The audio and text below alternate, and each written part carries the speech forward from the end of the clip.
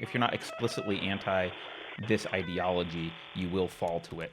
Um, but you have a unique background that I want to tap into a little bit because you've read. I think a lot of people are wondering what happened because for a lot of people this seems like it suddenly happened, right? Yeah, And that's it not that's did in not the some case. sense, but there was groundwork that was laid everywhere, and it was pretty extensive groundwork. Um, Hmm. can you talk about why that is so people can understand that like people did not go from sudden like enlightenment individualists in February to super woke anti-individualist Marxists in July? That's not what happened. No, it's not. I mean, there's a number of ways we could try to approach that point. Of course, it's a very difficult point to communicate. I've been trying to communicate it for years and not succeeding. So maybe this won't work, but we'll try. The filmmaker who's been working with us about the grievance studies affair and is making a full-length documentary on it has a metaphor about trees. And he says, you can think of society as living in the canopy of a tree, and the tree that we've implanted for the entire of the modern era is like the liberal tree. And, Enlightenment liberalism, when I say that, I mean like Scottish liberalism and science. So what was stuck into the American experiment, the Constitution and Bill of Rights and Declaration are examples of founding documents in that line of thought. So we've all lived in the liberal tree, and the liberal tree has a number of expectations. People know what living in that tree is like. We have to accept criticism from people to a degree. We try to give people the benefit of the doubt in their argument. We try to not be unduly rude to people, although rudeness is allowed. We try to hold a ethic of not being unfairly rude to people. We try to minimize uh, things like discrimination and so on. So there's certain rules, and everybody's comfortable living in this tree, and it has this fruit. Well, in the last 100 years, starting with a couple of, you basically kind of ended up having a handful of sort of mad scientists, genetic engineers in the tree who started to build a genetically modified version of the liberal tree that we could call critical social justice now. Some of the earlier experiments were called critical theory. Later, they developed postmodernism.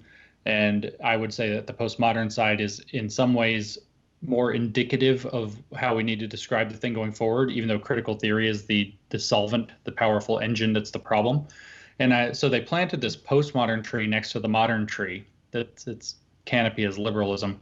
And they engineered it so that it would look very similar and grow very closely, literally parasitically, off of the liberal tree. And so now this thing has been growing since the 1950s, 60s, 70s, and has got to the point, and with the critical theory back to the 1920s. So this thing has grown to a fully mature tree. It's producing fruit. The fruit looks similar to the liberal tree. And so people who lived in the liberal tree have been kind of going back and forth between the two twin canopies, not really realizing that there's two cultures happening at once. So they've taken in a lot of this other culture, eaten a lot of that fruit, got the sap in their veins, if you will. Kind of this is all like an elaborate metaphor. But the idea is that there is a mimic, a very cuckoo bird kind of mimic of um, of liberalism that is this critical infused postmodernism, or if you want postmodern infused critical, it's the same thing. That's what the critical social justice thing is.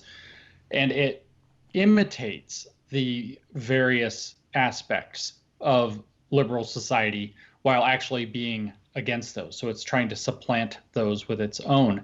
And so people have taken up a lot of the tenets that it's been teaching very slowly. Like, well, don't you think the United States has been a little bit too aggressive with its military? Don't you think it's been a bit imperial? What happens if we look at our colonial past? Like, look at Christopher Columbus. Like, we think he's been this great hero. We got fed this story about what a great hero he is, but look at all this awful stuff he did. And then when we look at the way that the American continent was covered, doesn't it? Don't you see how we've been lied to in all of our schooling? And so people have picked up, like, they're having the big theme of the past, like most of my life, has been everything you've ever known was wrong. And they've been fed this kind of Yeah. steady diet of the way it's been wrong is this rose-colored glasses story.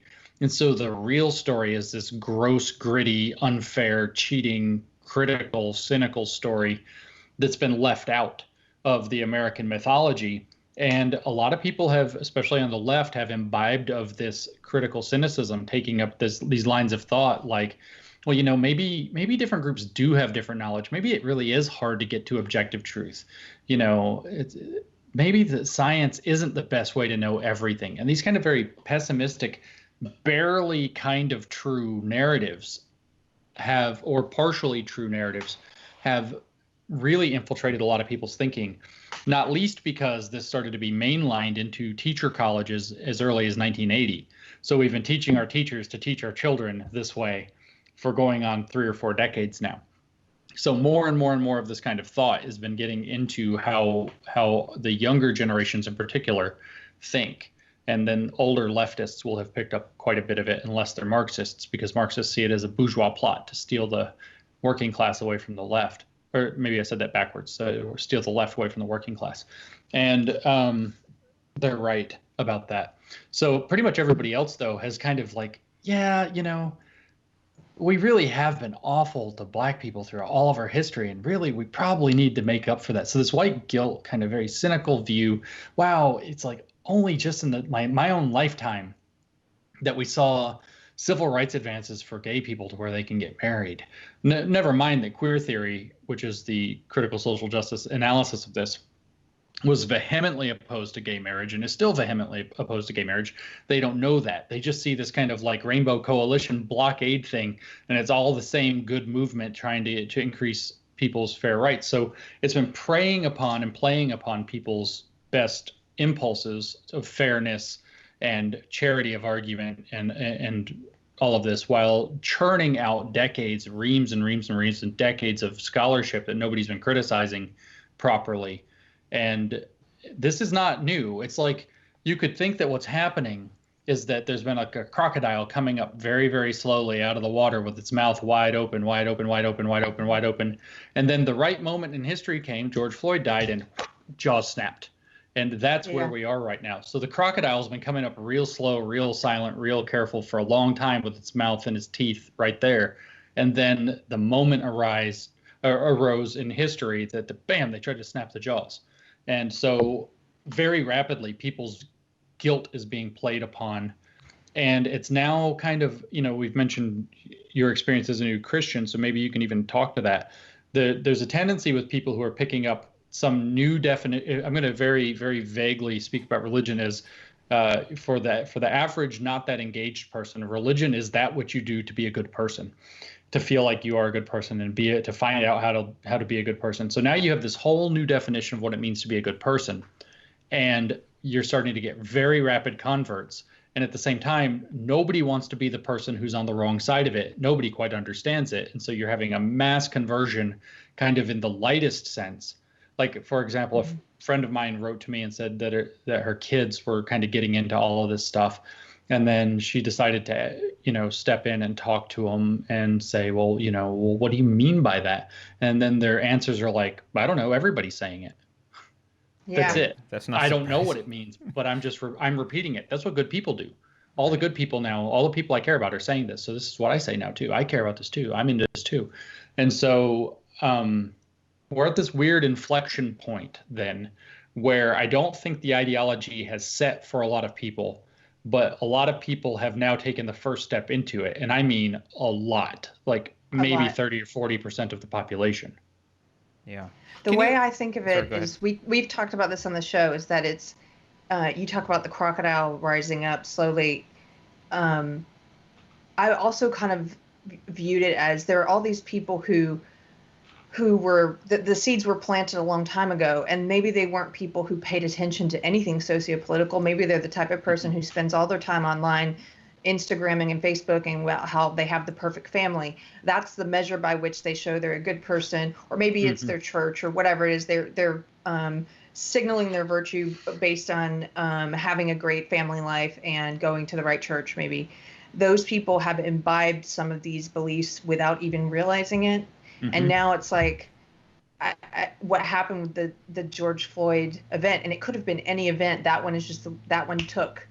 And those people were like, it's almost like Manchurian Candidate. I think they were all activated. Like the switch came on. It's like, okay, now you have to prove that you're a good person. Now you have to start speaking it. You can't just believe some of this stuff, accept a few of the tenets here and there.